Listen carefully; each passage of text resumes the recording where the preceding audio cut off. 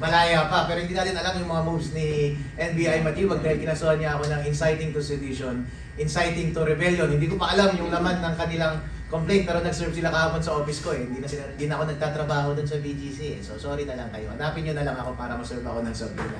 So nasa sayo na yan, Mr. Matibag. Good luck sa iyong kaso. Pero naninindigan ako na wala akong maling ginawa. Kaso ka lang ng kaso, hindi ako natatakot! Number one, is this a constitutional issue or political issue? Attorney Garcia, please. Constitutional. How about Both. you? Yes. So number two, should Philippine courts come first? Yes or no? Yes. Citizens come first. Is ICC cooperation valid? Yes or no? Yes. ICC is a piece of shit. Okay. Number four, sovereignty or accountability? Sovereignty. Both! But in serving accountability, it should follow due process. Is this a due process issue? Yes or no? Due process, yes. Includes due process issue, but by the whole, it's a political and constitutional issue. Was the PRO denial expected? No. Expected because everyone in the government is corrupt! Ouch! Who has the stronger opinion, Leonen or Lazaro Javier? Lazaro, Javier. The Filipino have the true opinion. Yes, thank you. Is the Rome Statute withdrawal decisive? Is the Rome Statute withdrawal decisive? Yes, dapat yun. Paliwanag ko mamaya. Okay, thank you. How about you, Attorney Haro? We have withdrawn from the ICC already, so there's no jurisdiction over us. Okay, para po ulit sa inyong dalawa. Executive power or judicial power? Judicial power. People power! Yeah! Ako na magsasabing, yeah, bebe. Okay. Is this headed back to the Supreme Court and bank again? Is this headed back to the Supreme Court and bank again? Yes. Procedurally and by constitution, it heads back to the NBAC Supreme Court because it's a constitutional question. But before that, it might end up to the people at large.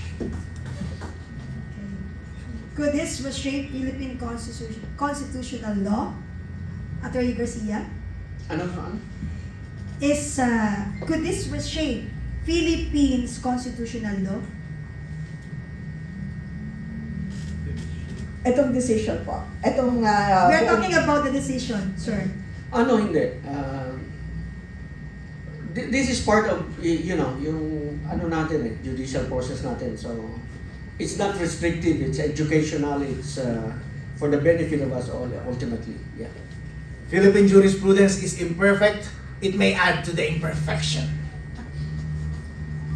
Is arrest possible even without local warrant? No. No! Is this ultimately a test of sovereignty? Yes. A test of integrity on the part of our Supreme Court justices. Is international law now unavoidable in Philippine litigation? In some cases, involving international law. We cannot avoid international law if it is wielded right. Ang galing.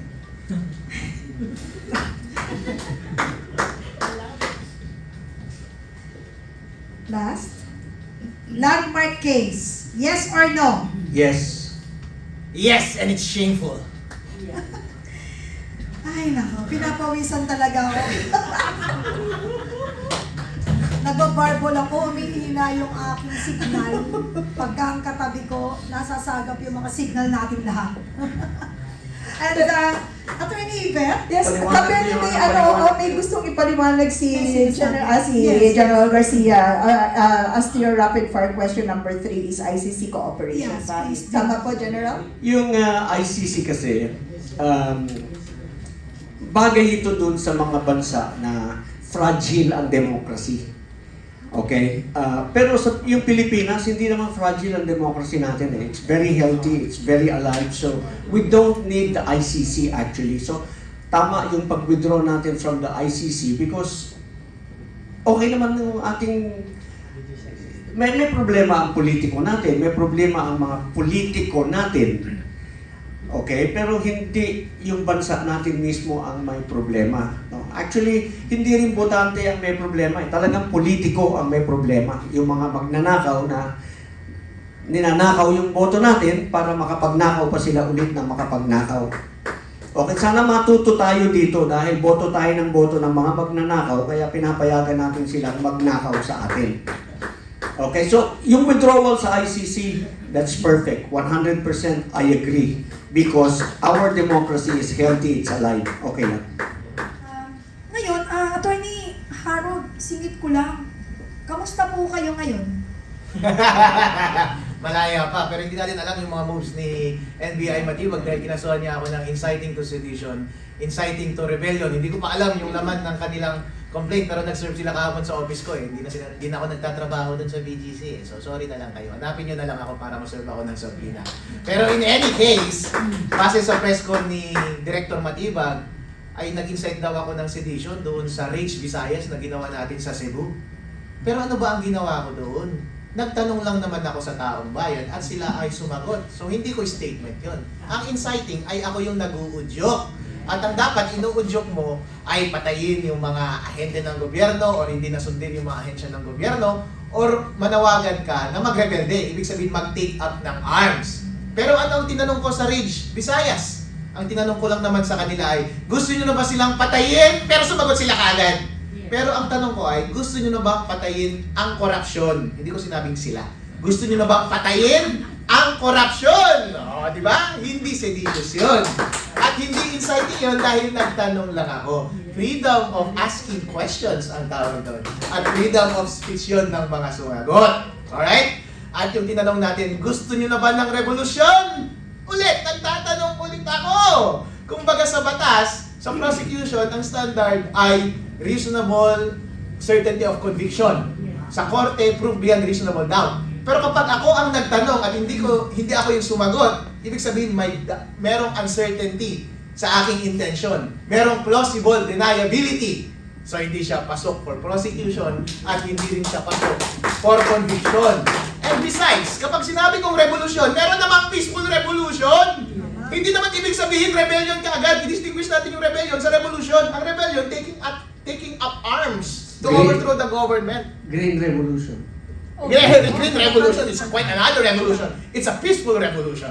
EDSA 1 is a peaceful revolution. Even when I asked the audience, extra-constitutional gusto ninyo? EDSA 1 was an extra-constitutional revolution. Albeit yet a valid revolution still. Yeah, valid yun, peaceful dahil hindi tayo nananawagan ng violence and harm doon sa government. Kahit yung sinasabi nila na nagtanong ako sa taong bayan, willing ba kayong mamatay? Nagsagot sila, oo. Pero hindi ibig sabihin na mamatay through an armed rebellion. Hindi. Mamatay, sabi nga ni Ninoy Aquino, Filipinos are worth dying for. Kapag willing kang mamatay at maging bayani, hindi ka naman revolting in an armed struggle. Willing ka lang i-offer ang buhay mo para sa isang noble cause, maging heroic. At hindi po yun inside. As a matter of fact, encouraging to be a hero. So nasa sayo na yan, Mr. Matibag. Good luck sa iyong kaso. Pero naninindigan ako na wala akong maling ginawa. Kaso ka lang ng kaso, hindi ako natatakot! Alright? Kasuhan mo ako! Ipakulong mo ako! Pero alam mo, talagang ang tibay, no? Hindi siya natatakot. Pero takot na ako, nasa tabi na. But anyway, hanggang may taong katulad ni Attorney Harold, talagang may pag-asa ang Pilipinas. Palakpakan naman natin siya. And of course, Attorney Pichen Garcia. At saka hindi pa tayo tapos, no? Kasi parang kulang na kulang ako sa sinasabi ni Attorney Harold. If you don't mind, can I ask you one more question? Sa mga nangyayari po sa inyo, sa nakikita ninyo, ang mga taong bayan po ay nagkakaroon po ng parang nabubuhayan ng loob dahil na ipakita ninyo talaga yung tunay na malasakit, no? Yung panawagan ninyo na binabaliktad nila yung pangunawa para magmukha kayong masama sa mga mata ng mga manonood at mga Pilipino. Ano po yung masasabi ninyo sa pagbabaliktad nila ng meaning or kahulugan ng mga bawat salita na nilalabas ninyo sa publiko? Katulad niyan, ito po ay usaping politikal, ang layo pa naman po ng eleksyon. Bakit po nila kayo talaga pinipilit makasuhan at palabasing masama? Sa nakikita ninyo, ano po ba talaga ang tunay na dahilan? Attorney? Well, they want to silence us because we are effective. Kasi si Atty. Harold Respicio ay effective. At effective din siyang umiwas ng asa.